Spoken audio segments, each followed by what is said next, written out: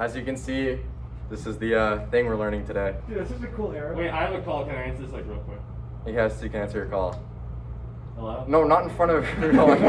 Dude, leave. Here we go. Do you need to go to college? The real answer is no. They're gonna tell you you need to go to college, but you really don't. The only reason people go to college is so that they can get a job that gets them more money, which is, if you're doing it for that reason, it's a good investment. If not, you can just go to trade school and make money like that.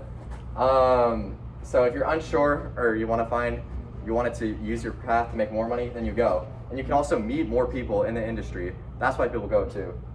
Here we go. Here's how you start. Most of you probably already know if you have a job, you need to make a little resume. You can look at job boards. When you go to college, they'll have job boards and you can look it up there and then you can see which one it is. And networking is something we're gonna get to, but that's really important. And everybody here, if you don't have a LinkedIn, you should make a LinkedIn. It's really important. Like, I know it sounds stupid, but it's like the social media of work, and it's like you can meet literally anyone. Okay, here we go. This is just some stuff about networking. Just some questions you could ask. Yeah, we can just skip this one. So after you meet with them, so I'll show the video first and then I'll come back. How to get an internship at one of these companies. Step 1 is go to linkedin.com. Click join now. Then create an account and put all your information on here, including a copy of your resume. And if you're struggling with action words to fill in the blanks, just Google resume words and click the first link. Boom, big words. Next is go to the profile of where you went or are currently going to school. Click alumni, search for the company you want an internship at, and then it'll narrow it down to how many alumni work at Amazon. Now start scrolling down until you find someone that does something you want to do, or until you find a recruiter. This person works in finance. This will be a perfect example. Send them a personalized invite asking to learn more about what they do, and let them know you're an alumni as well. And click send. Since you're both alumni, they're much more likely to spend time talking to you. Once you get them on the phone, follow this guide to help steer the conversation. Remember, you want a warm introduction and be super appreciative. Let me know how it goes. All right, well that brings us back to this slide. How do you start going about networking? Well, here's the thing. So after you've made your LinkedIn, you're probably wondering, how to get into it? Well, I'm here to answer those questions. So you gotta remember first and foremost that people are just in fact people.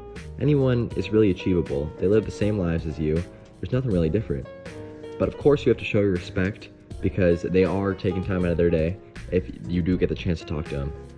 So after you reach out to them and hopefully you set up a little meeting where you can call them, try to ask them in person, I'd say. It gives a little bit more of a touch and a little bit more of a real feel that they'll really appreciate.